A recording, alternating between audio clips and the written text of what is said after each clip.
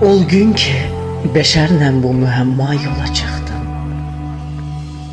Bin arzu ümidlə bu yola qol qola çıxdım.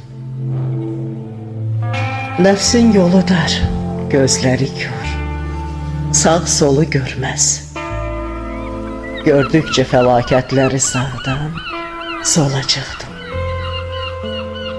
Baxdım ki adamlar elə yanlış, bilərəkdən mismarı qoyub da ki döyürlər nala.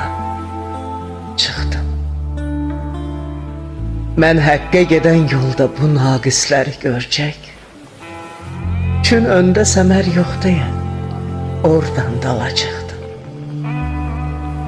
İdrak ağacın söz ilə sərrafı aparmış. Çox gəzdi gözüm, tapmadı, ondan yola çıxdım. Cismim kölədir yerdəki 100 qayğı üzündə.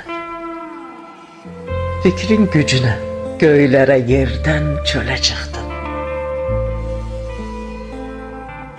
Şeir adlı burulğan və təlatümlü dənizdə. Mahir, deyəsən həddimi aşdım, zilə çıxdım.